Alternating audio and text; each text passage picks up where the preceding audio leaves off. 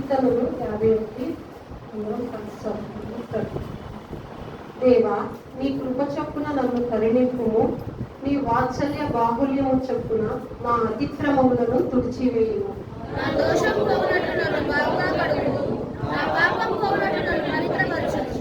నా అతిక్రమములు నాకు తెలిసే ఉన్నవి, నా పాపము ఎల్లప్పుడూ నా ఎదుటనున్నది.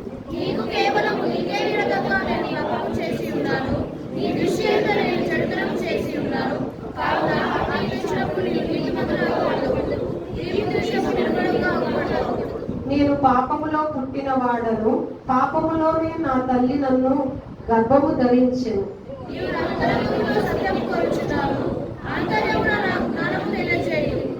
నేను పవిత్రుడైనట్లు ఇసోపుతో నా పాపమును పరిహరింపుము, హిమము కంటేను నేను తెల్లగా ఉండునట్లు నీవు నన్ను కడుగుము.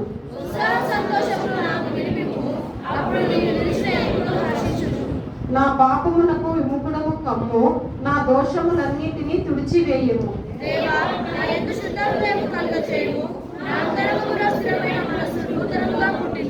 నీ సన్నిధిలో నుండి నన్ను త్రోసివేయకము, నీ పరిశుద్ధాత్మను నా యొద్ద నుండి తీసివేయకము.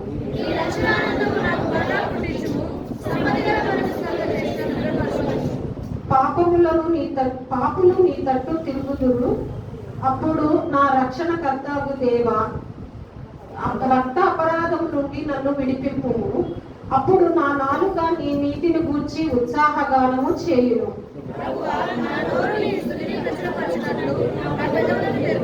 నీవు బలిని కోరువాడవు కావు, కోరిన ఎడల నేను అర్పించెదను.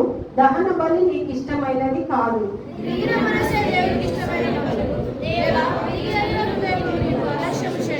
నీ కటాక్షము చొప్పున సియోనుకు మేలు చేయుము, యెరూషలేము యొక్క గోడలను కట్టించుము. అప్పుడు నీతియుక్తమైన బలులను, దహన బలులను, సర్వాంగ హోమములను నీకు అంగీకృతములగును. అప్పుడు జనులు నీ బలిపీఠము యొక్క కోడలను అర్పించెదరు.